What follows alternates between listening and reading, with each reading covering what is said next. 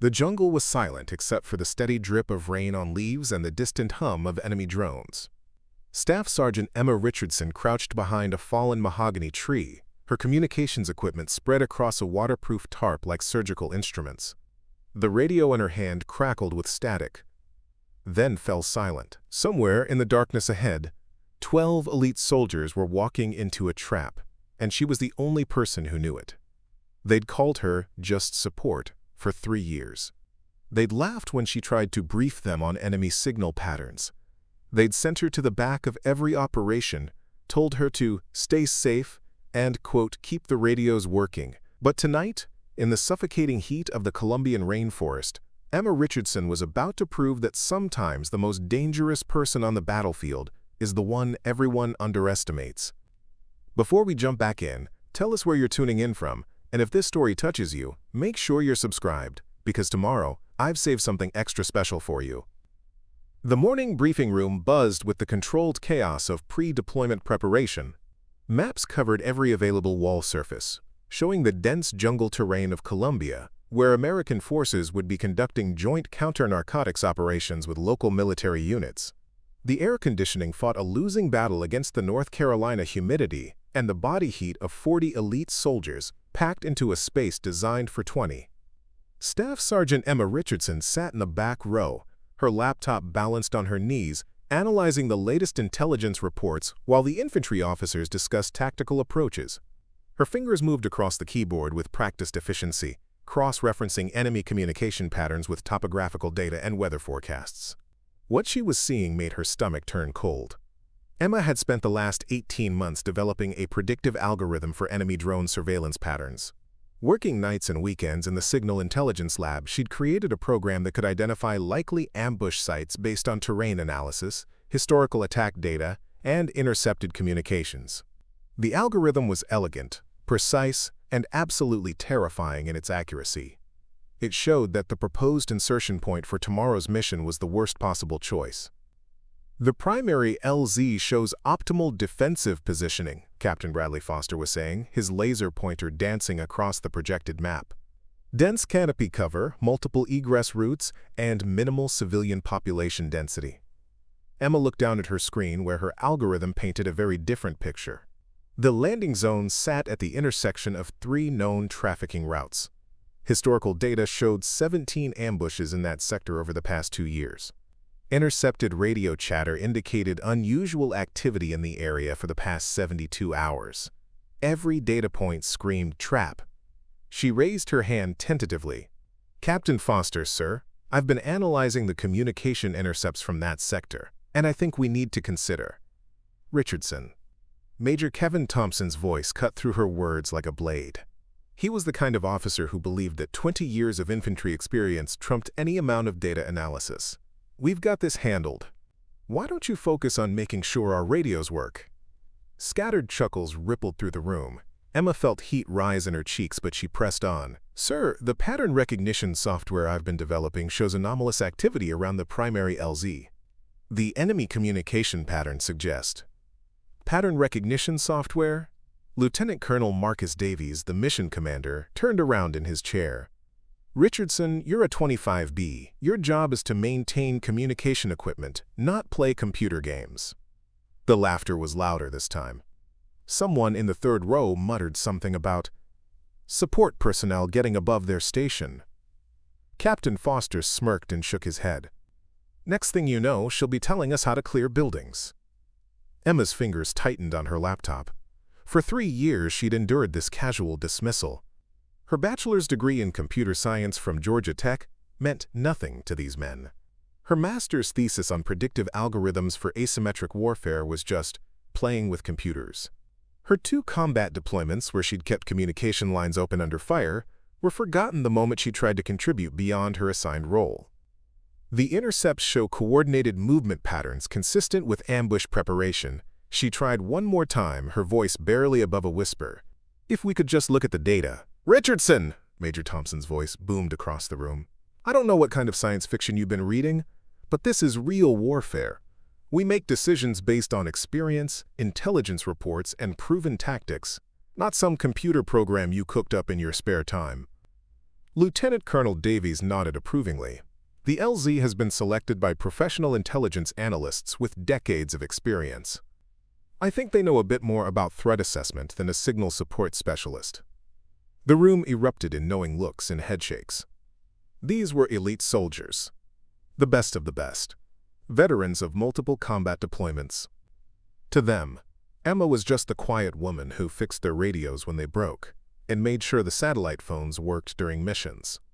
She wasn't a warrior. She wasn't a tactician. She was support. What they didn't know was that Emma had grown up in the mountains of West Virginia, where her father had taught her to track deer through forests so dense you couldn't see 10 feet in any direction. Where her grandfather, a Vietnam veteran, had shown her how to read terrain like a book and understand the psychology of ambush warfare. Where long winter nights had been spent learning electronics and programming because her family couldn't afford the latest technology.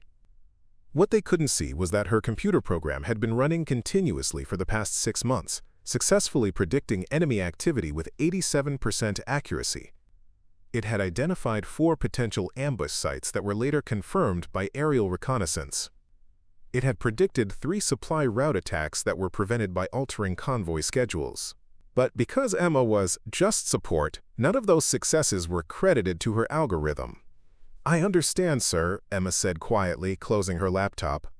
"I'll make sure all communication equipment is functioning properly for the mission." "That's what we like to hear," Captain Foster said with a patronizing smile. "Leave the big picture stuff to us, Richardson. You just keep our radios working." As the briefing continued with detailed tactical discussions, Emma sat in silence, her mind racing through the data she'd compiled. The enemy had been unusually quiet for the past week, which in her experience meant they were preparing something significant.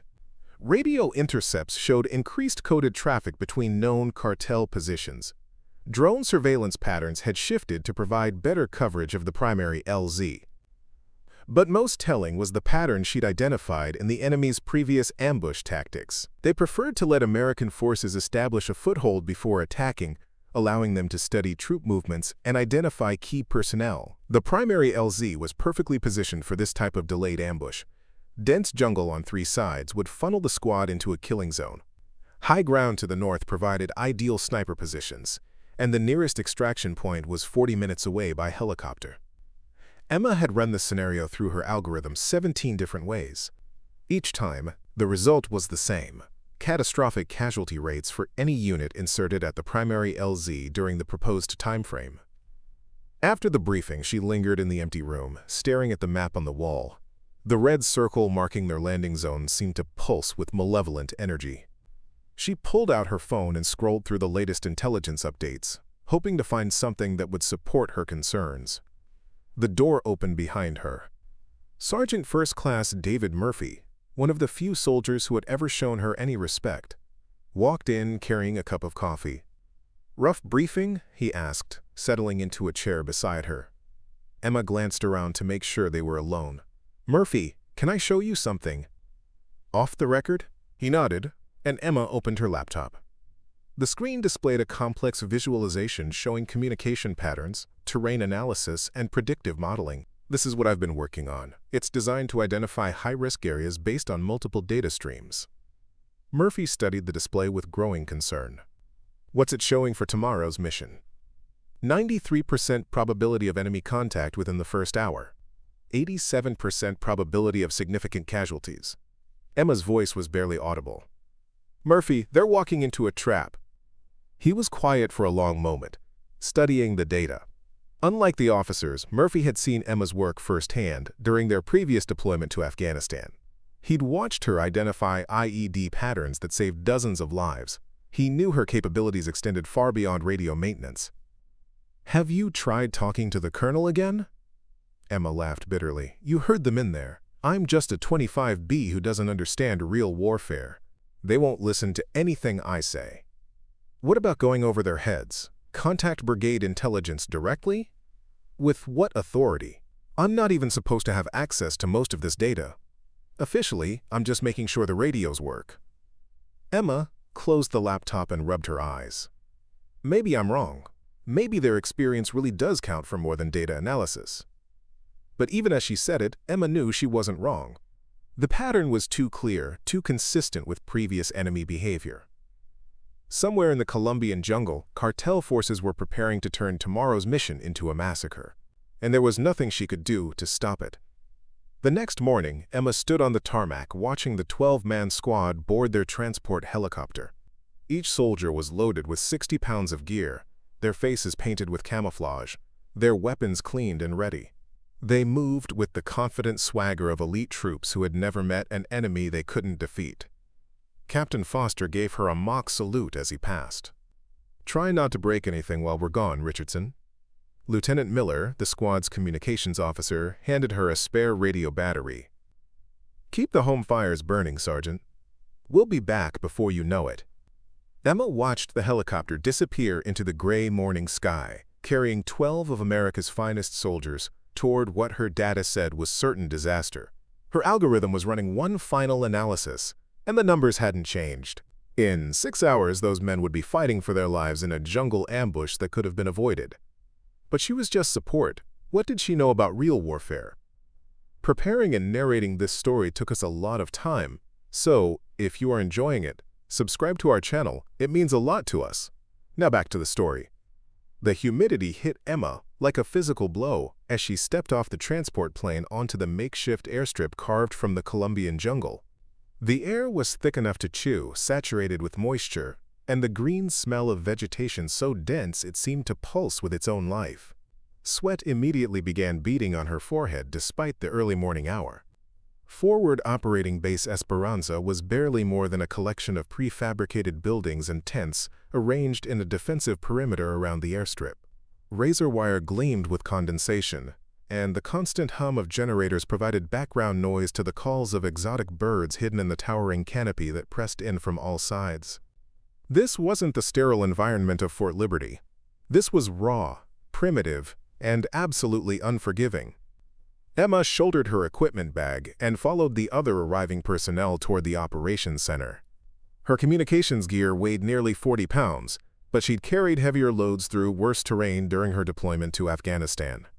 What bothered her wasn't the physical burden, it was the weight of knowledge that no one would listen to. The operations center was a study in controlled chaos. Multiple computer screens showed real-time satellite feeds. Communication intercepts scrolled across monitors in Spanish and English, and radio chatter provided a constant stream of intelligence updates. Emma found herself a corner workstation and began setting up her equipment while listening to the morning briefing. Enemy activity has been unusually quiet for the past week, Intelligence Officer Captain Sarah Martinez was explaining to the assembled team. This could indicate either a temporary withdrawal from the area or preparation for a significant operation. Emma's fingers paused over her keyboard. Her algorithm had been tracking this same pattern, and the implications were far worse than a simple enemy withdrawal. She connected her laptop to the base's intelligence network and pulled up her latest analysis. The data painted a chilling picture. Radio intercepts showed coded communications between 5 different cartel positions, all using encryption patterns that had preceded previous large-scale ambushes. Drone surveillance indicated movement of personnel and equipment toward positions that provided optimal coverage of the primary landing zone selected for today's mission. Most ominously, her pattern recognition software detected the same communication signature that had preceded the massacre of a Colombian Army unit 3 months earlier. "Excuse me, Captain Martinez," Emma said, raising her hand. "I've been analyzing the communication patterns, and I think the quiet period indicates preparation for an ambush rather than withdrawal." The briefing room fell silent. Captain Martinez, a professional intelligence officer with 5 years of experience in South America, looked at Emma with polite confusion. "I'm sorry, who are you?" "Staff Sergeant Richardson, ma'am. Signal Intelligence Support." Emma felt the familiar heat of embarrassment but pushed forward. "I've developed predictive algorithms that analyze enemy communication patterns, and the data suggests—" "Richardson." Major Thompson's voice carried the same dismissive tone it had used back at Fort Liberty. "We've got professional intelligence analysts handling threat assessment. Your job is to make sure we can talk to each other." Captain Martinez consulted her roster. "Sergeant Richardson, you're assigned to maintain communication equipment for Bravo Squad's insertion this afternoon. Please coordinate with Lieutenant Miller for radio checks and frequency assignments. Emma felt the door closing on any chance of preventing the disaster her algorithm predicted. Ma'am, if I could just show you the data. The pattern recognition software indicates a 94% probability of enemy contact. Sergeant, Lieutenant Colonel Davies had entered the room without Emma noticing. His presence immediately shifted the atmosphere, from professional discussion to military hierarchy. I thought we covered this back at Liberty. You're here to provide communication support, not strategic analysis. The other personnel in the room began focusing intently on their computers and reports, the universal military response to watching someone get dressed down by senior leadership. Emma felt increasingly isolated, surrounded by people who refused to see the evidence right in front of them. Sir, with respect, the algorithm has been 97% accurate in predicting enemy activity over the past 6 months. If we could just consider an alternate landing zone. Algorithm, Davies practically spat the word. Richardson, I've got 23 years of military experience. I've survived 3 combat deployments and commanded successful operations on 4 continents.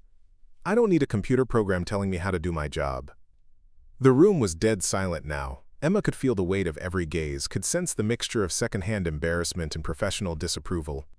She was violating the fundamental military principle of staying in her lane, and everyone knew it. I understand, sir, she said quietly. I'll coordinate with Lieutenant Miller for communication support. Outstanding. Davies turned to address the room at large. The mission profile remains unchanged. Bravo Squad inserts at LZ Alpha at 1,400 hours. Intelligence indicates minimal enemy presence in the operational area. This should be a routine reconnaissance and evidence-gathering operation. As the briefing dispersed, Emma remained at her workstation, staring at the data that no one wanted to see. Her algorithm showed enemy forces converging on LZ Alpha from 3 directions. Communication intercepts revealed coordination between groups that had never worked together before. Thermal satellite imagery detected unusual heat signatures consistent with heavy weapons placement. Everything pointed to the same conclusion. Bravo Squad was walking into the most sophisticated ambush the cartels had ever prepared. Emma spent the next 4 hours trying to find someone, anyone, who would listen to her concerns. She approached Captain Martinez with detailed intelligence summaries, only to be told that official threat assessments came from the Defense Intelligence Agency, not support personnel. She tried to brief Lieutenant Miller on the communication patterns she'd identified, but he dismissed her concerns with a patronizing smile and a reminder that his job was tactical communications, not strategic analysis. Most frustrating was her attempt to discuss the situation with Master Sergeant Patricia Coleman, the senior non-commissioned officer responsible for support personnel. Coleman was a 20-year veteran who had worked her way up through the intelligence field, and Emma hoped she might understand the value of data-driven analysis. Richardson, I appreciate your enthusiasm, Coleman said, reviewing Emma's printed reports, but you need to understand your role here. You're not an intelligence analyst. You're not a tactical planner, you're a communications specialist, and a damn good one based on your record. But when you try to operate outside your field, it makes everyone nervous. But Sergeant Coleman, the data clearly shows. The data shows what you think it shows, Coleman interrupted. The data interpretation requires training and experience that you don't have. The intelligence professionals have access to information sources you don't know about. They understand the bigger picture in ways that your computer program can't account for. Emma felt the last door slamming shut. Even the senior enlisted personnel, the people who were supposed to advocate for soldiers like her, refused to consider that she might have something valuable to contribute beyond her assigned duties. She returned to her workstation and continued monitoring the communication intercepts, watching in real time as the enemy prepared for what her algorithm predicted would be a massacre. Radio chatter increased throughout the morning, with coded messages flowing between positions that formed a perfect triangle around LZ Alpha. Drone surveillance detected the movement of vehicles and personnel that suggested the deployment of heavy weapons and the establishment of multiple firing positions. At 1,200 hours, Emma made one final attempt to prevent the disaster. She printed out her complete analysis, 15 pages of data visualization, pattern recognition results, and predictive modeling, and walked to the operations center, where Lieutenant Colonel Davies was conducting final mission planning. Sir, I know you said not to bother you with this, but I really think you need to see what the algorithm is showing. She placed the report on his desk, her hands shaking slightly with the audacity of her action. Davies looked at the papers like they were contaminated. "Richardson, what part of stay in your lane don't you understand?" "Sir, the enemy has established overlapping fields of fire around the landing zone. They're using the same communication protocols they employed before the Magdalena River ambush. The pattern is identical to—" "Enough!" Davies stood up, his face flushed with anger. "Richardson, you are confined to the communication bunker for the duration of this operation. You will monitor radio traffic and provide technical support as requested. You will not leave your assigned area. You will not contact mission personnel with unsolicited intelligence assessments, and you will not interfere with this operation in any way." Emma felt something break inside her chest. "Sir, please. 12 men are going to die if—" "Sergeant Richardson, you are one step away from an Article 15 for insubordination. Report to the communication bunker immediately and remain there until further notice." As Emma gathered her equipment and walked toward the bunker, she could hear the final preparations for Bravo Squad's mission. Helicopter engines were spinning up on the landing pad. Weapons were being loaded and checked. Radio frequencies were being assigned and tested. Everything was proceeding exactly according to plan. The communication bunker was a reinforced concrete structure, half buried in the jungle floor, designed to withstand mortar attacks and maintain contact with deployed units. Emma spread her equipment across the available workspace and established connections with the base's communication network. Multiple radio systems hummed quietly, ready to maintain contact with Bravo Squad during their mission. At 1,400 hours, she listened as Lieutenant Miller conducted final radio checks with each member of the squad. 12 voices responded with crisp military professionalism, 12 elite soldiers prepared for what they expected to be a routine mission. "Bravo Squad, this is base. Radio check complete. You are cleared for insertion. Good hunting." Emma watched the helicopter disappear into the jungle canopy, carrying 12 men toward what her algorithm predicted would be the most devastating ambush in the history of American operations in Colombia. Her data showed a 94% probability of enemy contact within the first 30 minutes. The predicted casualty rate was 75%. But she was just support. What did she know about real warfare? As the jungle settled back into its usual afternoon stillness, Emma Richardson sat alone in her concrete bunker, surrounded by radio equipment and computer screens, listening to the routine chatter of a mission that was about to become a nightmare. Her finger hovered over the emergency communication button, knowing that in less than an hour, she might be the only thing standing between 12 elite soldiers and complete annihilation. The algorithm was never wrong. And today, being right was going to cost everything. Emma's hands moved across the radio controls with mechanical precision, monitoring 6 different frequencies simultaneously while her eyes tracked the squad's progress on the digital map display. Bravo Squad had been on the ground for 47 minutes, moving through the dense jungle toward their objective, a suspected drug processing facility 3 kilometers northeast of their landing zone. The routine radio checks came every 15 minutes like clockwork. "Base, this is Bravo 1. Checkpoint Alpha reached. No contact. Proceeding to objective." Lieutenant Miller's voice carried the casual confidence of a soldier who believed he was walking through empty jungle. Emma stared at her algorithm's display, watching as enemy communication intercepts showed cartel forces adjusting their positions in real time, shadowing the squad's movement while staying just outside visual range. The sophistication of the enemy's coordination was unlike anything Emma had seen in previous operations. 3 separate groups were moving in perfect synchronization, maintaining radio silence while using hand signals and predetermined routes to establish a closing triangle around Bravo Squad. Her pattern recognition software identified it as a walking ambush, a technique that allowed enemy forces to study their target's movement patterns, identify key personnel, and choose the optimal moment for maximum casualties. At 1,451 hours, Emma's blood ran cold. The enemy communication intercepts suddenly shifted to a different encryption pattern, one her algorithm recognized as the final preparation phase before attack. The same pattern had preceded every major ambush over the past 2 years, and it always occurred exactly 12 minutes before the shooting started. She keyed her microphone with trembling fingers. "Bravo 1, this is base. Be advised I'm detecting unusual communication patterns in your area. Recommend immediate halt and defensive posture." Base Bravo 1, negative on unusual activity. Jungle's quiet as a church, continuing to objective. Emma's algorithm flashed a warning. 11 minutes to probable enemy contact. She tried again, knowing she was violating Davies's direct orders, but unable to remain silent while 12 men walked towards slaughter. Bravo 1, base. Strong recommend you abort current route and extract immediately. Intelligence indicates. Base, this is command. Major Thompson's voice cut through her transmission like a knife. Richardson, you are ordered to maintain radio silence, except for emergency traffic. Bravo Squad, disregard previous transmission. Continue mission as planned. Emma stared at her screens in helpless fury. The enemy positions were clearly visible on her display. 3 groups of 8 to 10 fighters each, armed with automatic weapons and rocket-propelled grenades. They had established fields of fire that would turn the jungle trail into a killing zone with no escape routes. Her algorithm showed a 97% probability of catastrophic casualties if Bravo Squad continued their current approach. But she was just support. Just a communication specialist who was supposed to keep her mouth shut and follow orders.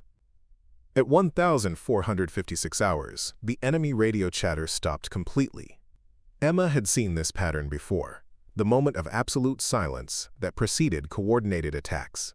Her training in Afghanistan had taught her that when enemy communications went dark, it meant fighters were in position and awaiting the signal to open fire. 7 minutes until contact, according to her algorithm, 7 minutes to save 12 lives. Emma made a decision that would either end her military career or make her a hero. She switched to the emergency frequency that bypassed normal command protocols and transmitted directly to Bravo Squad's tactical radios. Bravo Squad, this is Overwatch. Immediate threat warning. You have approximately 30 enemy fighters in triangular ambush formation around your position. Grid coordinates follow. She rapidly transmitted the exact positions of all 3 enemy groups, based on her real-time analysis of communication intercepts and movement patterns. The jungle trail that seemed empty to the squad was actually a carefully prepared killing zone. Base, this is Bravo 1. Can you confirm Overwatch transmission? We show no enemy activity on thermal or visual. Before Emma could respond, Major Thompson's voice exploded across the radio. All units, disregard unauthorized transmission. Richardson, you are relieved of communication duties immediately. Security, escort Sergeant Richardson from the communication bunker. Emma heard footsteps approaching the bunker entrance, but her attention was fixed on the real-time intelligence display. The enemy was moving into final attack positions. Whatever was about to happen would begin in the next 60 seconds. Bravo 1, this is Overwatch. Emma couldn't identify herself as Richardson without confirming Thompson's accusation. Enemy contact imminent. Recommend immediate defensive posture and call for extraction. The bunker door burst open and 2 military police soldiers entered with weapons drawn. Sergeant Richardson, step away from the radio equipment immediately. Emma raised her hands but didn't move from her position. Please, just give me 30 more seconds. There are 12 men about to. Step away from the equipment, Sergeant, now. At 1,503 hours, exactly 12 minutes after the final enemy communication intercept, hell erupted in the Colombian jungle. The radio exploded with gunfire, shouting, and the distinctive whistle of incoming rockets. Emma watched in horror as her worst predictions came to pass. Contact! Contact! We're taking heavy fire from 3 positions. Lieutenant Miller's voice was nearly drowned out by automatic weapons fire. They knew we were coming. It's a fucking ambush. Bravo 2 is down. Bravo 2 is down. RPG, RPG, take cover. Base, this is Bravo 1. We need immediate extraction. We're surrounded and taking casualties. Emma jerked away from the MP soldiers and grabbed the radio handset. Bravo 1. Enemy positions are at your north, east, and southwest. There's a dead space at grid 847 to 392 where you can establish defensive position. Move now!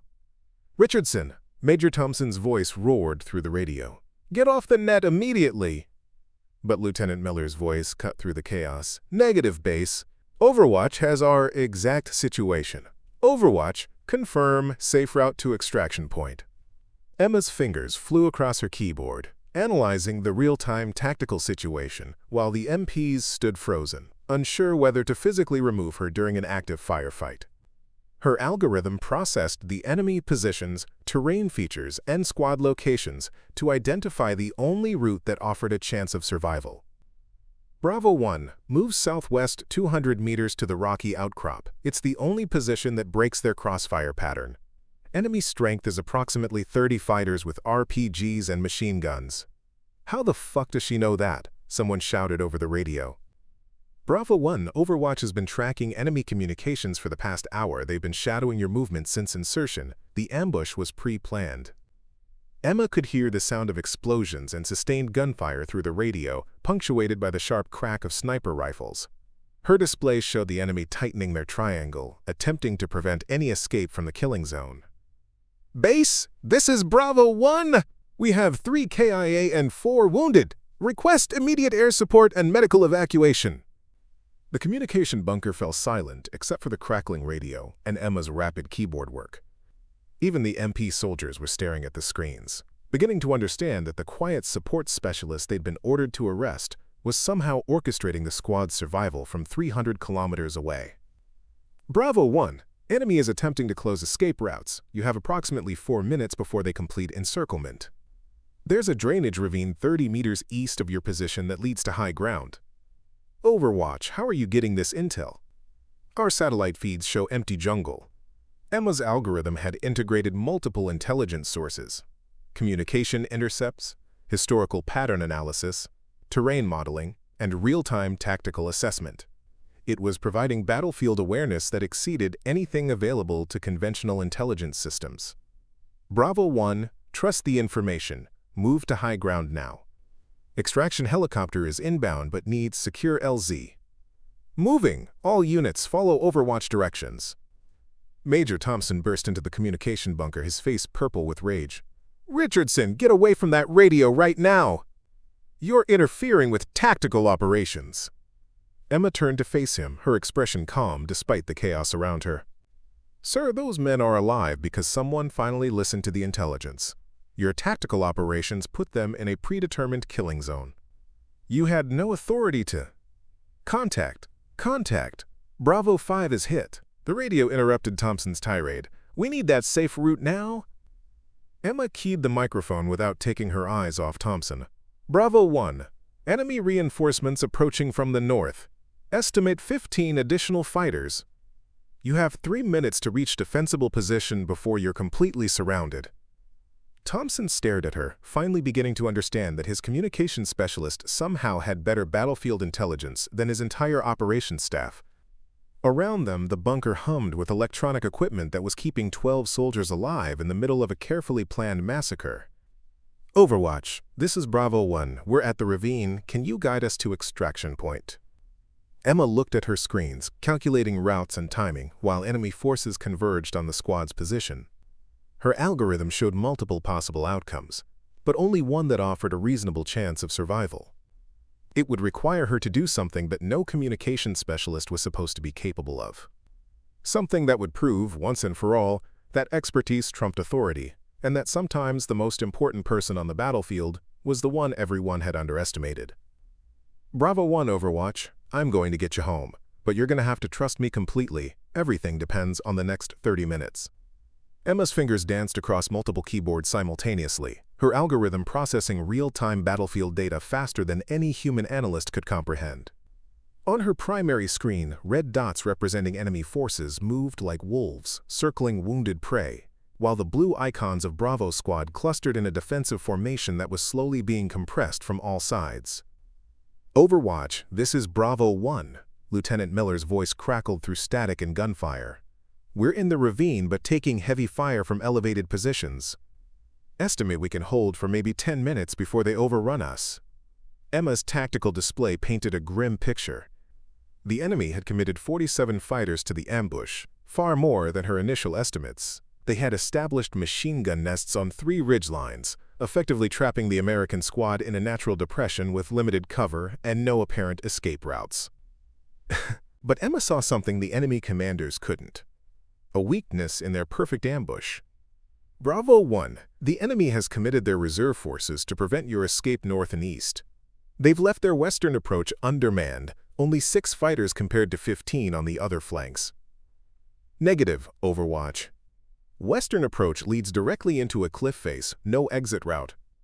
Emma pulled up topographical data that she'd been studying for weeks, overlaying geological surveys with satellite imagery and historical weather patterns.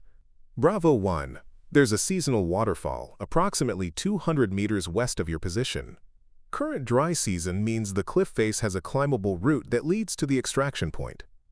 Major Thompson, who had been listening in stunned silence, stepped forward. Richardson, you can't possibly know terrain details from satellite data alone. Emma didn't look away from her screens. Sir, I've been analyzing every square meter of this operational area for the past 3 months. The waterfall route is steep but navigable for trained soldiers. It's the only path the enemy hasn't covered because they assume it's impassable. Overwatch, this is Bravo 3, a new voice joined the conversation. Sergeant Kevin Walsh, the squad's medic. We've got 4 wounded who can't climb. 1's critical. Emma's algorithm immediately recalculated based on the new parameters. Moving wounded soldiers up a cliff face while under enemy fire was beyond difficult. It was practically impossible. But the alternative was certain death for all 12 men. Bravo 3, what's the nature of the critical casualty?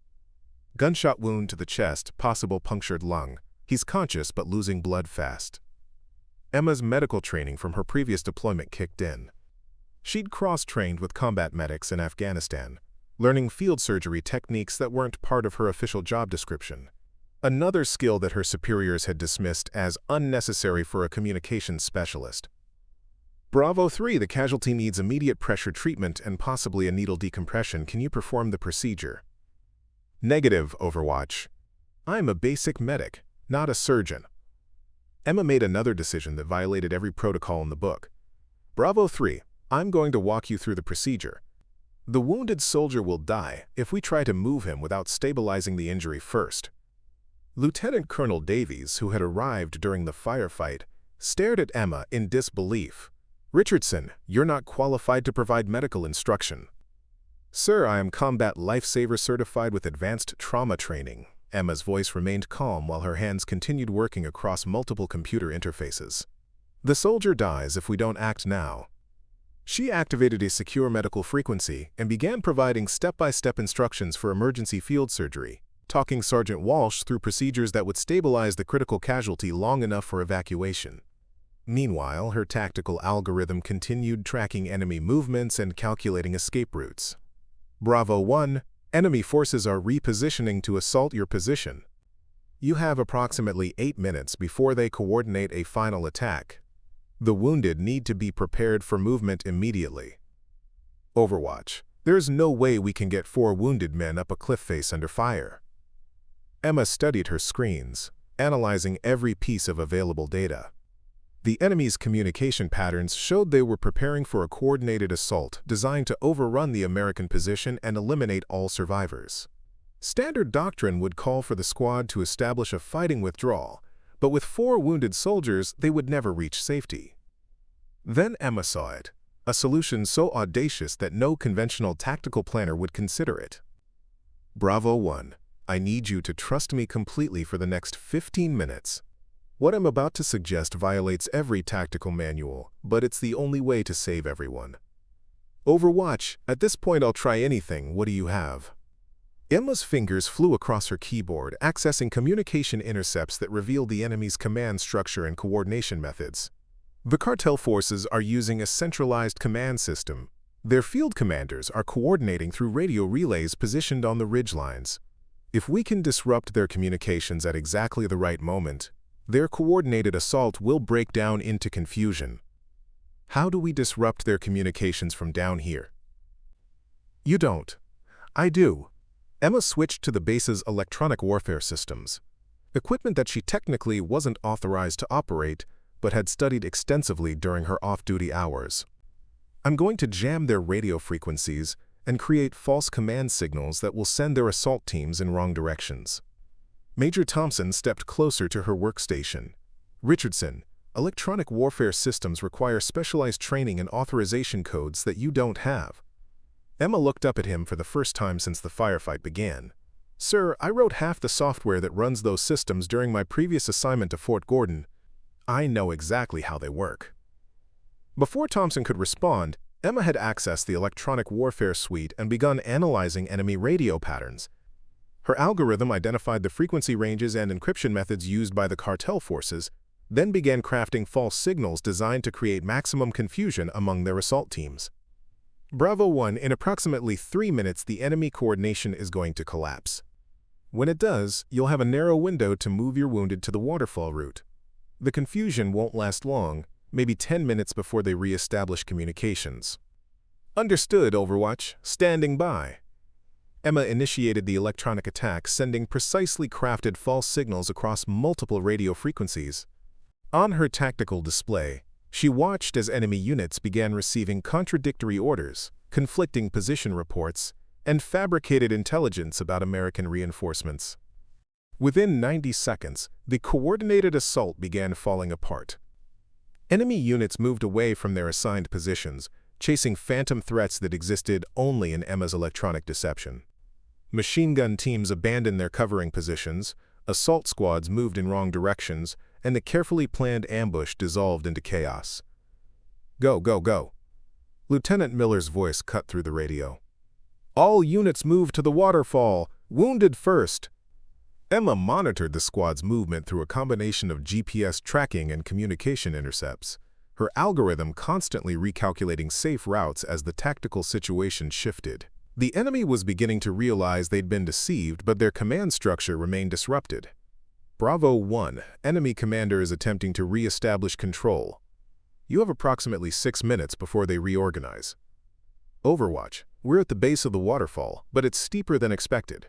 The wounded can't make this climb. Emma had anticipated this problem. During her analysis of the terrain, she'd identified anchor points that could support rope systems for hauling equipment or wounded soldiers up difficult climbs.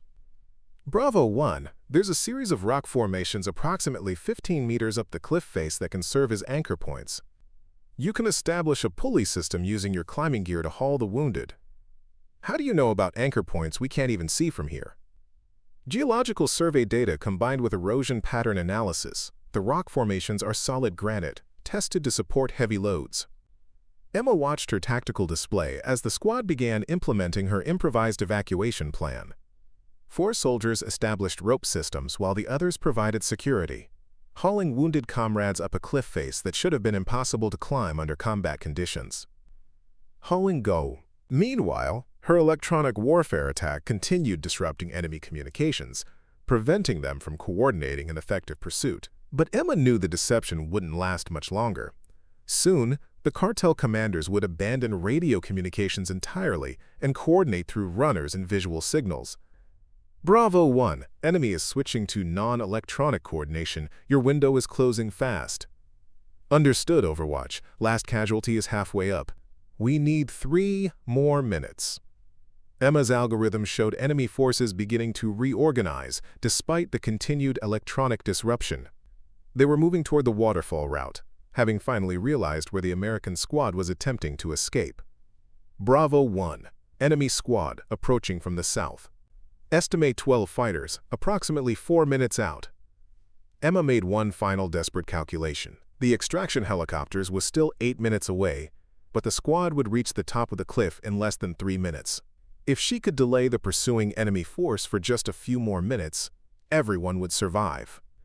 She switched to the base's artillery coordination system, accessing fire support assets that she definitely wasn't authorized to control.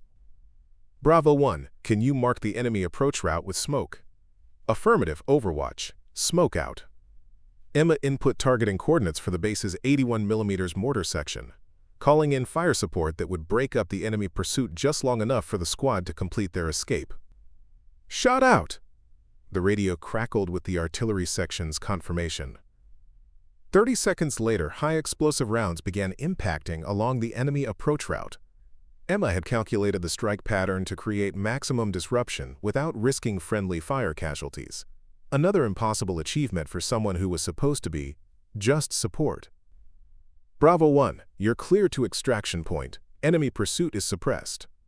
Overwatch, Lieutenant Miller's voice carried a mixture of exhaustion and amazement. I don't know who you are, but you just saved 12 lives with the most impossible tactical coordination I've ever seen. Emma leaned back in her chair, watching as the blue icons representing Bravo Squad finally reached safety. Her algorithm showed the enemy forces pulling back. Their carefully planned ambush turned into a devastating failure by a communications specialist who wasn't supposed to understand tactics, electronic warfare, field medicine, or artillery coordination. Major Thompson stared at her workstation, taking in the multiple systems she'd operated simultaneously. Richardson, how did you know how to do all of that? Emma looked up at him, her expression calm despite the adrenaline still coursing through her system. Sir, I've been studying every aspect of modern warfare for the past 6 years. Just because my job description says communications specialist doesn't mean that's all I'm capable of. The radio crackled one more time. Overwatch, this is Bravo 1. We're at extraction point, with all personnel accounted for. 12 souls saved because someone finally listened to the intelligence. Emma smiled for the first time in hours. Sometimes being underestimated was the greatest tactical advantage of all. The medical facility hummed with controlled urgency as Army medics worked to stabilize the 4 wounded members of Bravo Squad. Emma stood outside the treatment area, still wearing her sweat-stained uniform from the communication bunker, watching through reinforced glass as doctors performed procedures that would determine whether her desperate rescue had truly saved everyone. Lieutenant Miller emerged from one of the treatment rooms, his left arm in a sling and a bandage covering a shrapnel wound on his forehead. When he saw Emma, his expression shifted from exhausted relief to something approaching reverence. Overwatch. He used her radio call sign with the respect typically reserved for senior officers.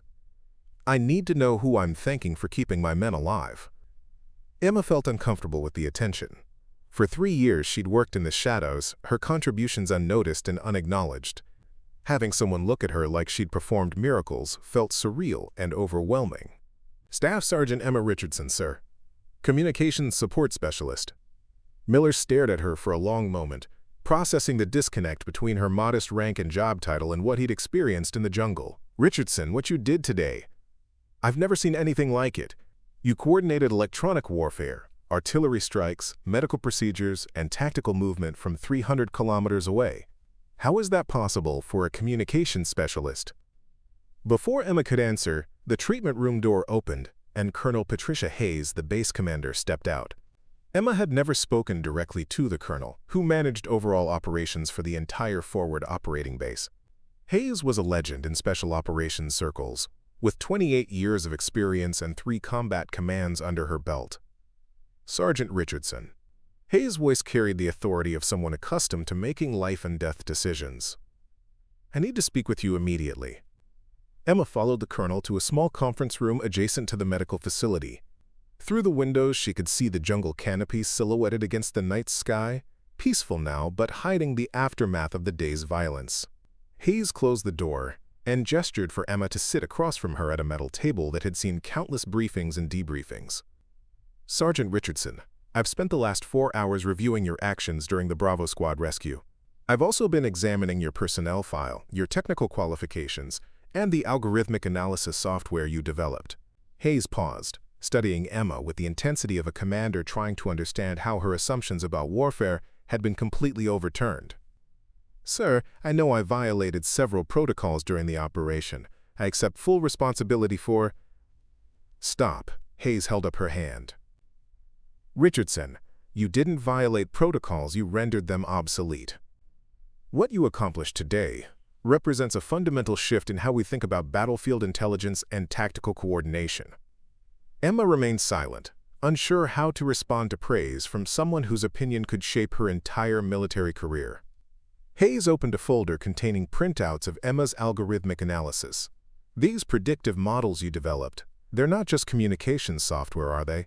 This is comprehensive battlefield intelligence processing that integrates multiple data streams in ways our conventional systems can't match. Yes, ma'am.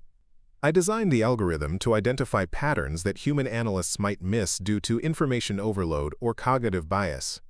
It processes communication intercepts, terrain analysis, weather data, historical attack patterns, and real-time tactical intelligence simultaneously. And you developed this on your own time, using your own initiative, despite being assigned to basic communication support duties. Emma nodded. Yes, ma'am. I believed the base needed better predictive capabilities, but my suggestions for implementation were consistently rejected by my chain of command. Hayes leaned back in her chair, her expression thoughtful. Richardson, I've been in special operations for nearly 3 decades. I've worked with the best intelligence analysts, tactical coordinators, and electronic warfare specialists in the military. What you did today exceeded the capabilities of entire specialized units. The colonel stood and walked to the window, looking out at the jungle that had nearly claimed 12 American lives. I've also been reviewing the communications logs from the past 6 months. Your algorithm predicted 17 separate enemy operations with 93% accuracy. Not one of those predictions was formally evaluated by our intelligence staff. Emma felt a familiar surge of frustration. Ma'am, I tried to brief Major Thompson and Lieutenant Colonel Davies on multiple occasions. Each time I was told that strategic analysis was outside my area of responsibility. I'm aware. Hayes' voice carried an edge of controlled anger. I've already initiated a full review of how this command utilizes personnel with advanced technical qualifications. What I'm discovering is a systematic pattern of underutilization that borders on criminal negligence. The colonel returned to her seat and fixed Emma with a direct stare. Richardson, I'm going to be blunt. Your superiors failed catastrophically today. Their dismissal of your intelligence analysis nearly resulted in the complete loss of an elite squad. Only your willingness to violate direct orders prevented a massacre. Ma'am, I wasn't trying to undermine the chain of command. I just couldn't stand by and watch 12 men die when I knew how to prevent it. Which brings me to my next point. Hayes opened another folder containing what appeared to be official paperwork. Richardson, effective immediately, you're being promoted to Technical Sergeant and transferred to a newly created position, Chief Intelligence Integration Specialist. You'll report directly to me with authority over all predictive analysis and electronic warfare operations for this command. Emma felt her breath catch. After 3 years of fighting for basic recognition, she was being offered a position that would place her at the center of the base's intelligence operations. Furthermore, Hayes continued, you'll be leading a new unit dedicated to advanced battlefield intelligence. I'm authorizing you to select personnel from across multiple specialties: communications, intelligence, electronic warfare, and tactical analysis. Your mission will be to develop and implement the next generation of integrated combat support systems. Ma'am, I'm honored, but I don't have command experience or formal intelligence training. Hayes smiled for the first time during their conversation. Richardson, you just commanded the most complex tactical operation this base has ever seen. You coordinated multiple support systems, managed real-time intelligence, and executed electronic warfare operations that defeated a numerically superior enemy force. If that's not command experience, I don't know what is. The colonel's expression became more serious. There's one more thing. The Pentagon has been briefed on your actions today. The Secretary of Defense wants a full presentation on your predictive algorithms and tactical coordination methods. You'll be flying to Washington next month to brief senior leadership on integrating your techniques into military doctrine. Emma felt overwhelmed by the rapid transformation of her circumstances. This morning she'd been a dismissed support specialist. Tonight she was being offered opportunities that could reshape her entire career and potentially influence military operations worldwide. Ma'am, what about Major Thompson and Lieutenant Colonel Davies? They're not going to be happy about this reorganization. Hayes' expression hardened. Major Thompson is being reassigned to a logistics position, where his inability to recognize talent won't endanger lives. Lieutenant Colonel Davies is facing a formal investigation for command failures that nearly resulted in catastrophic casualties. Their careers are effectively over. The colonel gathered her paperwork and stood. Richardson, I want you to understand something. What happened today wasn't just about saving 12 soldiers, though that would be accomplishment enough. You demonstrated that warfare is evolving beyond traditional hierarchical thinking. The future belongs to people who can integrate multiple disciplines and think beyond conventional limitations. Thank you, ma'am. I won't disappoint you. I know you won't. Hayes paused at the door. One final thing. I'm recommending you for the Bronze Star with Valor for your actions today. Saving 12 lives through innovative tactical coordination under enemy fire certainly qualifies as meritorious service in combat.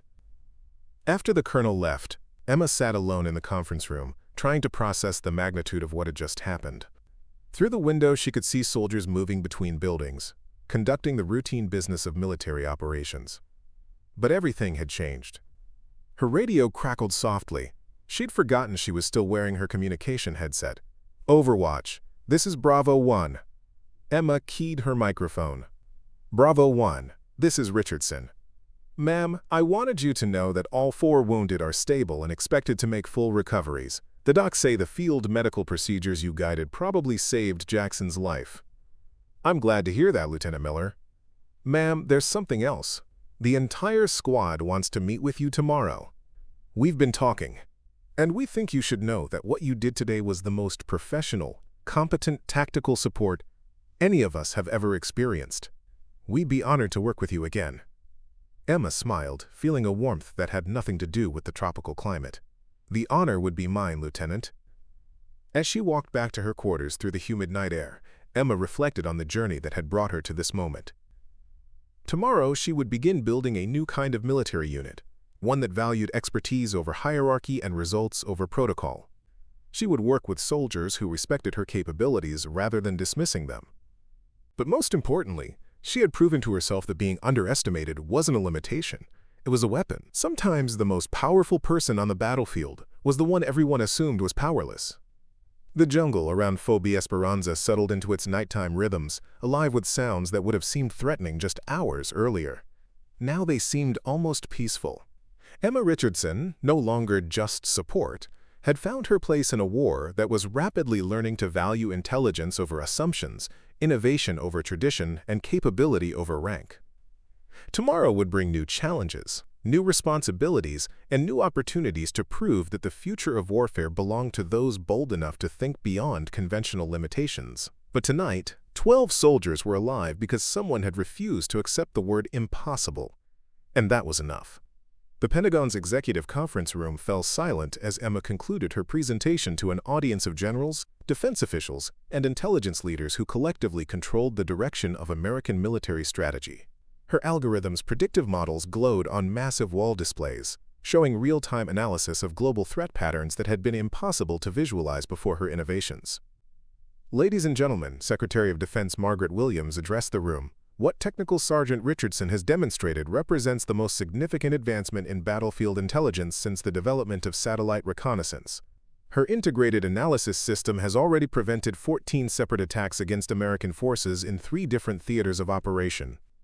Emma stood at the podium in her dress uniform, the Bronze Star with Valor ribbon visible among her decorations. The quiet communications specialist from Fort Liberty had become the face of military innovation, but she still felt more comfortable with computers than crowds.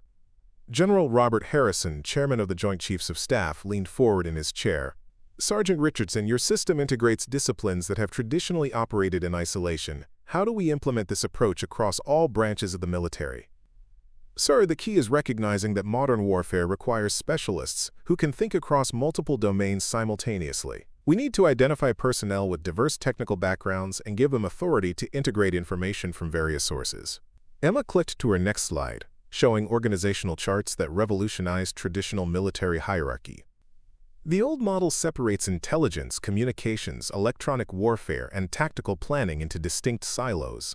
My approach creates integrated teams where expertise matters more than rank, and where the person with the best solution leads the operation, regardless of their position in the traditional chain of command. Admiral Patricia Chen, Chief of Naval Operations, raised her hand. "Sergeant Richardson, this represents a fundamental challenge to military hierarchy. How do we maintain discipline and order while implementing these changes?" Emma had anticipated this question. It was the same concern that had led to her dismissal for 3 years. "Ma'am, discipline comes from competence, not rank. The soldiers who worked with me in Colombia trusted my guidance because it kept them alive, not because I outranked them. When people see that expertise produces results, they follow naturally." She advanced to a slide showing operational results from the past 3 months. Since implementing integrated intelligence teams at 6 forward operating bases, we've seen a 47% reduction in successful enemy attacks, a 63% improvement in mission success rates, and 0 casualties attributed to intelligence failures. Impressive numbers, General Harrison acknowledged. But what about the human element? How do we identify and train personnel for these integrated roles? Emma smiled, thinking of the team she'd built at FOB Esperanza. Sir, they're already in the system. Every base has overlooked specialists like I was, people with advanced degrees working in basic support roles, technical experts assigned to routine maintenance, innovative thinkers whose ideas get dismissed because they don't fit traditional categories. She clicked to a new slide showing personnel profiles. Staff Sergeant Maria Santos, assigned to vehicle maintenance but holding a doctorate in mechanical engineering. She's developed predictive maintenance algorithms that have reduced equipment failures by 70%. Corporal James Wong, working in food service but trained in biochemistry, identified 3 separate attempts to poison water supplies through chemical analysis. The room was quiet as military leaders absorbed the implications. How many other specialists were hidden throughout the ranks, their talents wasted by rigid thinking? The transformation isn't just about finding these people, Emma continued. It's about creating environments where innovation is encouraged rather than punished, where questioning conventional wisdom is seen as professional development rather than insubordination. Secretary Williams stood and walked to the front of the room. Sergeant Richardson, I'm prepared to authorize the creation of integrated intelligence centers at all major military installations. You'll be promoted to Master Sergeant and given authority to select personnel and develop training protocols for this new approach. Emma felt the weight of responsibility settling on her shoulders. Ma'am, I'm honored, but implementing change at this scale will face significant resistance from traditional command structures. Which is why you'll have direct support from this office, Williams replied. Anyone who attempts to suppress innovation or dismiss qualified personnel will answer directly to me. The days of wasting talent due to narrow thinking are over. General Harrison nodded approvatively. Sergeant Richardson, your story has already begun changing how we evaluate personnel. 3 female officers were promoted to command positions last month after their technical innovations were finally recognized. 2 enlisted specialists received commissions based on competencies that had been ignored for years. That's exactly what needs to happen, sir. Military effectiveness depends on utilizing every asset we have, not just the ones that fit traditional expectations. Admiral Chen leaned back in her chair, a slight smile on her face. Sergeant Richardson, when you were sitting in that communication bunker 3 months ago, did you imagine you'd be briefing the Joint Chiefs of Staff? Emma considered the question carefully. No, ma'am, but I always believed that good intelligence could save lives. I just never expected anyone to listen. We're listening now, Secretary Williams said firmly. The question is, what do we do next? Emma advanced to her final slide, showing a global map with proposed integrated intelligence centers marked in strategic locations. Ma'am, we establish these centers as proving grounds for the next generation of military thinking.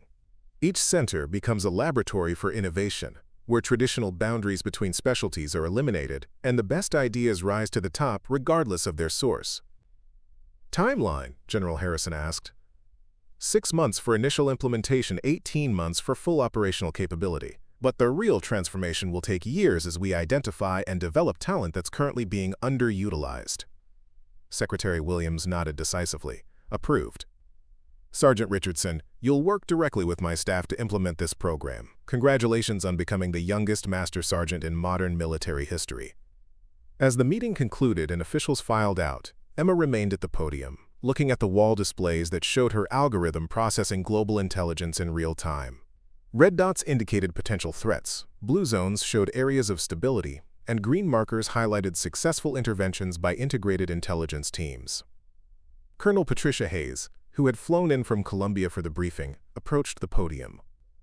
Master Sergeant Richardson, how does it feel to single-handedly revolutionize military intelligence? I didn't do it single-handedly, ma'am.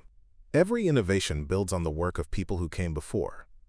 I just happened to be in the right place, with the right skills, when the system was ready for change. The system wasn't ready, Hayes corrected with a smile. You made it ready by refusing to accept limitations that existed only in people's assumptions. Emma looked out the conference room windows at the Washington, D.C. skyline, where government buildings housed the bureaucratic machinery that controlled American military power. Somewhere in those buildings, other overlooked specialists were working in positions that underutilized their talents, waiting for someone to recognize their potential. Ma'am, the real work is just beginning. Changing organizational charts is easy compared to changing how people think about capability and authority. True, Hayes agreed, but you've proven that it's possible. 3 months ago, you were just support. Today, you're shaping the future of warfare. If that's not proof that expertise trumps assumptions, I don't know what is. As Emma packed her presentation materials, she reflected on the journey that had brought her from a dismissed communications specialist to a military innovator briefing the Pentagon's senior leadership. The algorithm that had started as a personal project during lonely nights at Fort Liberty was now processing intelligence for operations worldwide. But the most important change wasn't technological, it was cultural. Military installations were beginning to look beyond traditional role definitions to identify hidden talent.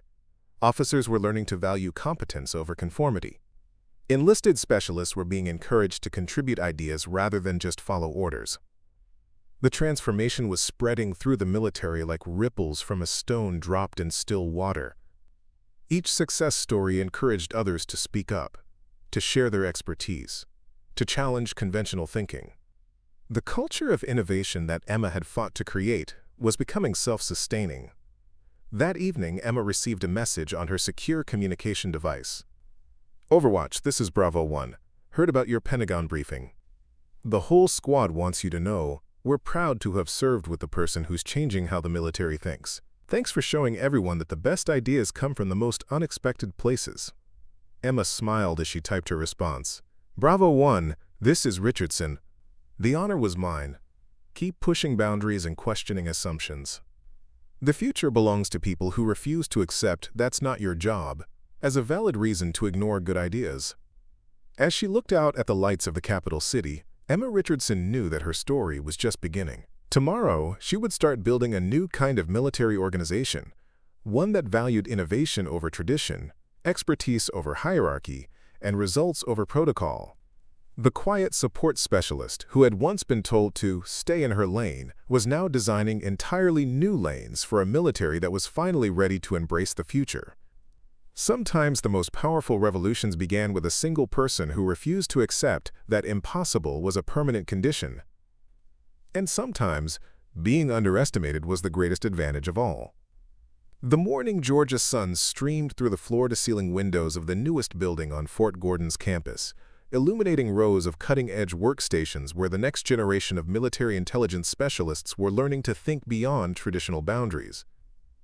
Master Sergeant Emma Richardson walked between the training stations, observing as her students integrated disciplines that had never been taught together before. At Station 3, a young Air Force lieutenant was combining satellite imagery with social media analytics to predict civil unrest patterns in the Middle East. At Station 7, a Navy petty officer was using acoustic analysis software to identify submarine signatures while simultaneously tracking maritime shipping routes. Each student was learning to see connections that previous generations of analysts had missed. Master Sergeant Richardson, Technical Sergeant Ashley Garcia approached with a tablet displaying real-time intelligence from 7 different global hotspots. Garcia had been one of Emma's first recruits, a former supply clerk with a master's degree in data science who had been maintaining inventory spreadsheets instead of analyzing strategic threats. What do you have, Garcia? 3 separate patterns emerging simultaneously. Our Syrian team identified unusual troop movements that matched the algorithm's pre-conflict indicators. The Pacific Group detected coordinated submarine activity suggesting a major naval exercise.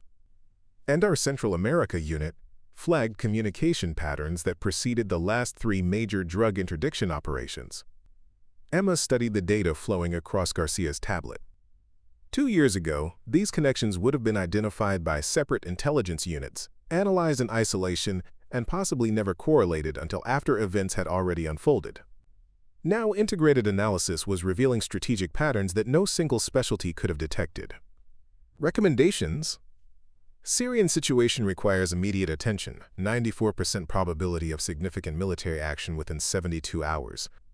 Pacific naval movements appear to be scheduled exercises, but we're monitoring for deviation from expected patterns. Central America drug operations are entering final preparation phase. Emma nodded approvingly. Garcia's analysis demonstrated exactly the kind of multi-domain thinking that was revolutionizing military intelligence. Brief Colonel Martinez immediately on Syria. Coordinate with Pacific Fleet Intelligence on the naval situation. And make sure DEA has the drug operation intelligence. As Garcia hurried away to implement the recommendations, Emma reflected on how dramatically the intelligence landscape had changed. The Advanced Military Intelligence Training Center had become the model for military education reform, with similar facilities being established at installations worldwide. Master Sergeant Richardson? A familiar voice called from across the training floor. Emma turned to see Lieutenant Colonel David Murphy, formerly Sergeant First Class Murphy, the only person who had listened to her concerns during those early days at Fort Liberty. His promotion had come after he'd developed innovative counter-IED techniques that had been ignored for months, until Emma's success had created an environment where unconventional thinking was finally valued. Colonel Murphy, how's the new command treating you? Murphy gestured toward the training stations where students from all service branches worked together on complex analytical problems. Better than I ever imagined. Emma, do you realize what you've created here? Emma looked around the facility that had become the heart of military intelligence reform. We've created it, David. This place exists because people like you were willing to support innovation when it wasn't popular or safe. Speaking of support, Murphy handed her an official-looking envelope. This came from the Secretary of Defense's office. Emma opened the envelope and read the contents, her expression shifting from curiosity to amazement. David, they're offering me a direct commission to Major. Full command authority for global integrated intelligence operations. Emma, that's incredible. You'd be the youngest major in the intelligence community, with responsibility for operations worldwide. Emma set the letter down and walked to the observation deck that overlooked the training floor. Below, 60 students from across the military were learning to break down the barriers between specialties, to value expertise over hierarchy, and to recognize that the best solutions often came from unexpected sources. I don't know if I should accept it, she said quietly.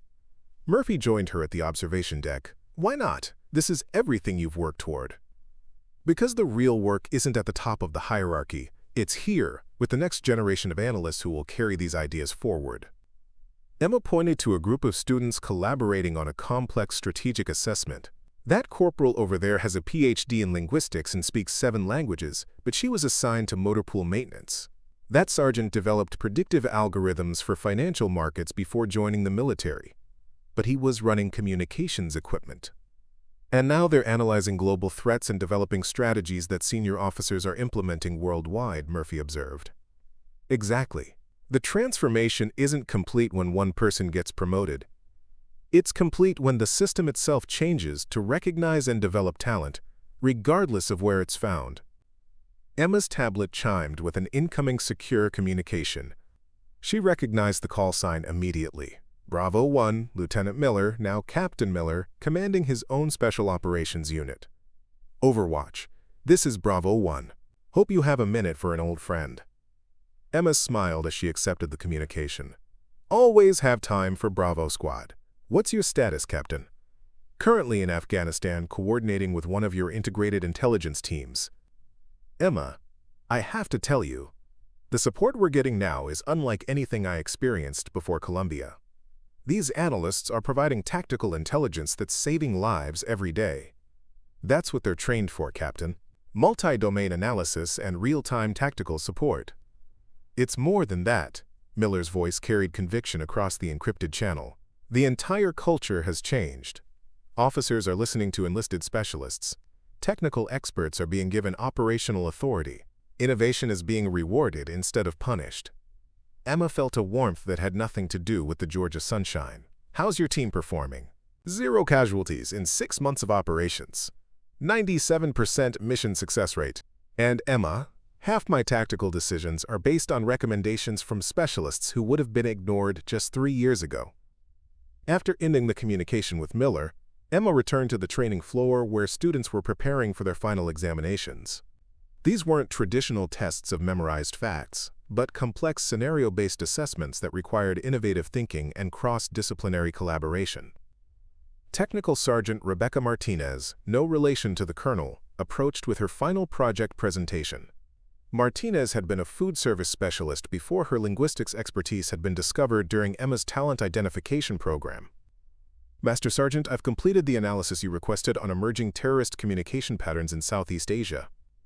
Emma reviewed Martinez's work, impressed by the sophistication of the analysis. By combining linguistic pattern recognition with cultural anthropology and network analysis, Martinez had identified recruitment strategies that conventional intelligence had missed. Outstanding work, Martinez. What are your recommendations? The terrorist organization is using cultural references that resonate specifically with disenfranchised urban youth. Traditional counter-messaging won't be effective because it doesn't address the underlying cultural appeals. I recommend developing counter-narratives that acknowledge legitimate grievances while redirecting toward constructive solutions. Emma nodded approvingly. This was exactly the kind of nuanced analysis that was impossible when intelligence disciplines operated in isolation. Brief Colonel Martinez immediately. This analysis could prevent recruitment of hundreds of potential fighters. As the afternoon progressed, Emma walked through the facility, observing the transformation that had spread far beyond her original innovations. Students who might have spent their careers in routine assignments were developing strategic assessments that influenced policy at the highest levels. Specialists whose expertise had been dismissed were now training the next generation of military leaders. But the most significant change was cultural. The rigid hierarchy that had once stifled innovation had evolved into a meritocracy where the best ideas rose to the top regardless of their source. Officers were learning to value expertise over rank. Enlisted personnel were being encouraged to challenge conventional thinking. At 1,700 hours, Emma gathered her senior instructors for the daily assessment briefing. The group included former supply clerks, communications specialists, mechanics, and food service personnel, all of whom had advanced degrees or specialized skills that had been overlooked until the system learned to look beyond job classifications. "What's our global assessment?" Emma asked. Technical Sergeant Williams, former motor pool mechanic with a doctorate in international relations, provided the summary. 17 active situations being monitored by our integrated teams. 3 requiring immediate attention. 8 showing positive trends due to preventative interventions. 6 remaining stable with continued monitoring required. Casualties prevented in the past month? Estimated 437 American military personnel, based on successful prediction of enemy operations and preemptive tactical adjustments. Emma paused to let the significance of that number sink in. 437 soldiers, sailors, airmen, and Marines who would return home to their families because hidden expertise had finally been recognized and empowered. Outstanding work, everyone. The system is working exactly as designed. As her instructors filed out to continue their evening duties, Emma remained in the briefing room, looking at wall displays that showed the global impact of integrated intelligence operations. Red markers indicated successful threat predictions, blue zones showed areas where preventative actions had maintained stability, and green indicators marked locations where innovative solutions had resolved conflicts before they escalated. But the most meaningful display was a simple counter in the corner of the main screen, 2,847. The number of lives saved by the intelligence revolution that had begun with one dismissed communications specialist who had refused to stay silent while soldiers walked into an ambush. Emma's tablet chimed with a message from Colonel Hayes, now Brigadier General Hayes, commanding officer for all integrated intelligence operations in South America. "Emma just wanted you to know that the techniques you developed are being implemented by NATO allies.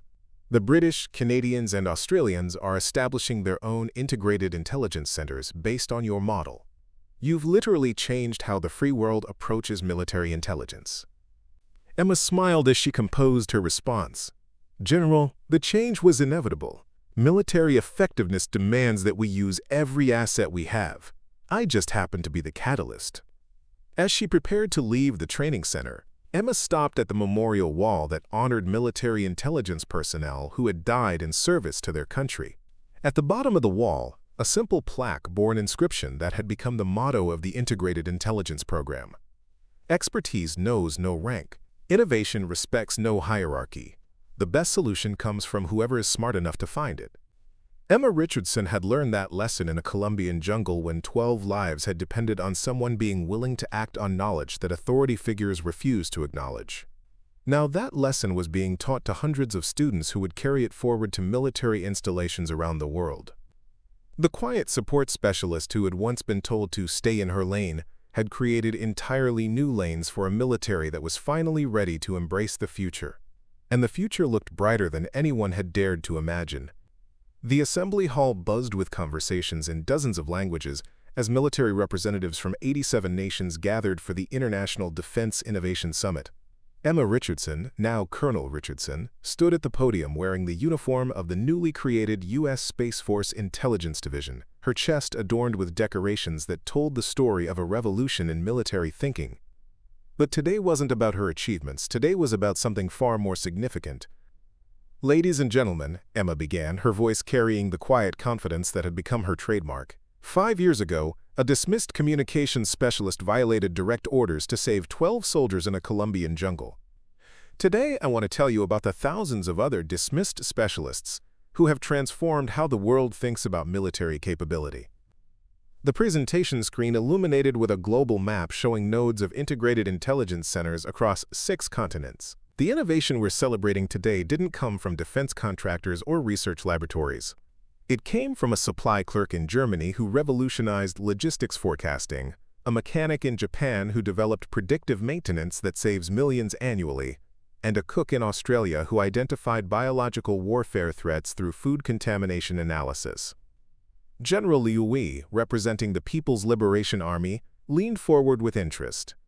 Despite political tensions between their nations, military professionals recognized excellence regardless of its source. "Colonel Richardson, how do we systematically identify such hidden capabilities within existing personnel structures?" Emma advanced to her next slide, showing assessment protocols that had been refined through years of practical application. "General Liu, the key insight is that traditional job classifications often hide rather than reveal actual capabilities. We've learned to look beyond someone's current assignment to understand their complete skill set." She clicked to display a case study that had become legendary in military circles. Senior Airman Maria Santos was assigned to aircraft maintenance at Ramstein Air Base. Her supervisors saw her as a competent mechanic. What they didn't know was that she held advanced degrees in aerospace engineering and materials science. When we implemented capability assessment protocols, we discovered she had developed innovations that could extend aircraft service life by 40%. "Where is Senior Airman Santos now?" asked Colonel Benjamin Okafor from the Nigerian Armed Forces.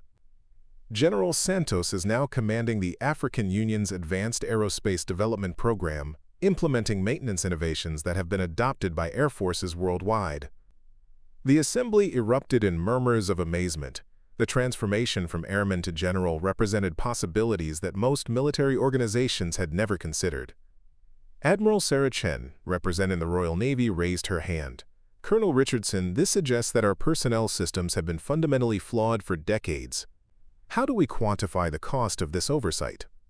Emma had anticipated this question. It was one that kept defense ministers awake at night.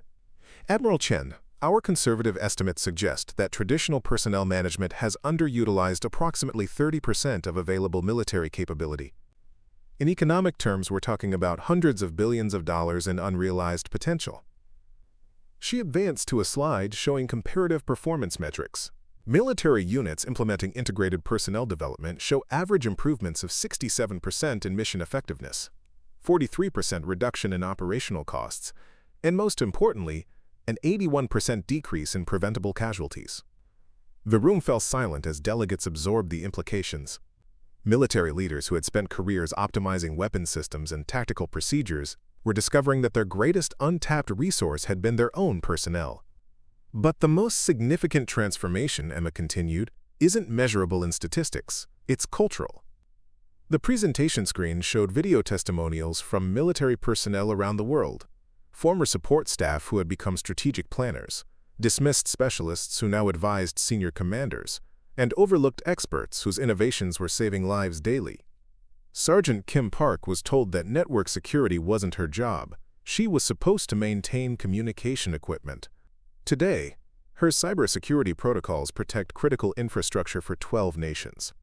The screen showed Park, now a major, briefing UN peacekeeping commanders on cyber threat prevention. Corporal James Williams was dismissed when he suggested improvements to battlefield medical procedures. He was just a supply specialist. Today, his trauma treatment innovations have reduced battlefield mortality rates by 34% globally. Williams, now a lieutenant colonel, appeared on screen directing medical operations in a refugee camp. Captain Lisa Thompson was told to stop, quote, playing with computers and focus on her logistics duties. Today, her AI-driven supply chain optimization feeds humanitarian operations across 3 continents. Thompson, now a brigadier general, was shown coordinating disaster relief efforts. Emma paused to let the example sink in before continuing. Each of these transformations began the same way, with someone refusing to accept "that's not your job" as a permanent limitation. Russian General Boris Petrov, despite political tensions, asked a thoughtful question. Colonel Richardson, how do we overcome institutional resistance to such fundamental changes? Military hierarchies exist for reasons of discipline and order. Emma smiled, remembering her own encounters with institutional resistance. General Petrov, true discipline comes from competence, not from rigid hierarchy. When personnel see that expertise produces better results than traditional authority, they adapt naturally. She clicked to display organizational charts showing the evolution of command structures. We've learned that hierarchy should serve capability, not constrain it. The most effective military units now operate as networks of expertise rather than traditional pyramids of rank. What about accountability? Asked French General Marie Dubois. How do we maintain command responsibility when authority is distributed based on expertise? General Dubois, accountability actually improves when decisions are made by people with relevant expertise rather than by people with appropriate rank. Commanders remain responsible for outcomes, but they're supported by advisors who actually understand the technical aspects of their decisions. Emma advanced to her final slide, showing a timeline of military innovations over the past 5 years. The integrated approach has produced advances in electronic warfare that would have taken decades using traditional research methods. Logistical innovations that have revolutionized supply chain management. Medical breakthroughs that are saving lives in both military and civilian contexts. But perhaps most importantly, she continued, we've created a military culture that encourages innovation rather than punishing it, that values capability over conformity, and that recognizes that the next great breakthrough might come from the most unexpected source. Secretary General Antonio Guterres stepped to a secondary podium. Colonel Richardson, the United Nations Security Council has been briefed on the global impact of your innovations. We're prepared to establish an international military innovation consortium to share these developments with developing nations. Will you accept the position of director? Emma felt the weight of the offer. Leading a global initiative would represent the ultimate validation of her journey from dismissed support specialist to international defense innovator. But it would also mean leaving behind the hands-on work of identifying and developing overlooked talent. Mr. Secretary General, I'm honored by the offer, but I'd like to propose an alternative. Instead of one director, establish the consortium as a network of regional centers, each led by someone who has personally experienced the transformation from overlooked specialist to recognized expert. She gestured toward the audience. General Santos in Africa, Major Park in Asia, Lieutenant Colonel Williams in Europe, Brigadier General Thompson in the Americas. Each of them understands both the technical aspects of innovation and the personal experience of being underestimated. Guterres consulted briefly with his advisors before responding. Colonel Richardson, your proposal is accepted.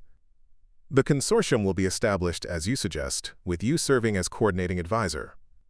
As the formal session concluded, Emma found herself surrounded by military officials from around the world, each sharing stories of overlooked personnel in their own organizations. The pattern was universal. Talented individuals assigned to routine duties, innovative ideas dismissed due to organizational inertia, capabilities hidden beneath traditional job classifications. Later that evening, at a reception overlooking the East River, Emma's secure communicator chimed with a familiar call sign. Overwatch, this is Bravo 1. Emma stepped onto a quiet balcony to take the call. Captain Miller, good to hear from you. How's command treating you? Colonel Richardson, I wanted you to know that I'm implementing your integrated personnel protocols with my new battalion. We've identified 17 specialists with advanced capabilities who were being underutilized. Excellent. What kind of results are you seeing? Mission success rate has improved from 73% to 96%. More importantly, we haven't lost a single soldier to preventable intelligence failures. Emma smiled, watching the lights of Manhattan reflect off the river. That's what it's all about, Captain. Every hidden capability we identify, every dismissed specialist we empower, translates to lives saved and missions accomplished. Colonel, there's something else. My daughter just enlisted. She's been assigned to communications support, but she has a degree in artificial intelligence and speaks 4 languages. Captain, make sure she knows that her current assignment is just a starting point, not a limitation. The military is finally learning to see potential instead of just job classifications. After ending the call, Emma remained on the balcony, reflecting on the journey that had brought her to this moment. 5 years ago, she had been confined to a communication bunker, watching 12 men walk into an ambush while authority figures dismissed her warnings. Tonight, she was coordinating a global initiative to ensure that no military organization would waste talent due to narrow thinking. The transformation hadn't been easy. Changing institutional culture required patience, persistence, and the willingness to prove that new approaches produced better results. But the evidence was undeniable. Military forces that embraced integrated personnel development were more effective, more innovative, and more adaptable than those clinging to traditional hierarchies. As Emma prepared to return to the reception, her communicator chimed one more time. The message was from Technical Sergeant Garcia, now Major Garcia, running the Integrated Intelligence Center at Fort Bragg. Colonel Richardson, thought you'd like to know, we just prevented a terrorist attack in Lagos using analysis developed by a former supply clerk who speaks Yoruba and has a master's degree in religious studies. The pattern recognition came from someone who was maintaining inventory spreadsheets 6 months ago. The revolution continues. Emma typed her response with a smile. Major Garcia, it was never a revolution. It was an evolution. The military finally growing up enough to use all the talent it has. Keep identifying those hidden capabilities. The future depends on it. As she returned to the reception, Emma Richardson knew that her story was no longer about one person's journey from dismissed specialist to military innovator. It had become something much larger. Proof that every organization, military or civilian, was sitting on untapped potential that could transform their effectiveness if they were brave enough to look beyond traditional assumptions. The quiet communications specialist who had once been told to stay in her lane had created a world where lanes were obsolete, where capability mattered more than classification, and where the next great breakthrough might come from the most unexpected source. Sometimes the most important revolutions began with someone refusing to accept that impossible was a permanent condition. And sometimes, being underestimated was the greatest advantage of all. The future belonged to organizations wise enough to recognize that their greatest assets were often hidden in plain sight, waiting for someone brave enough to say, that person has more to offer than we've been willing to see. Up next, you've got 2 more standout stories right on your screen. If this one hits the mark, you won't want to pass these up. Just click and check them out. And don't forget to like, subscribe, and turn on the notification bell so you don't miss any upload from us.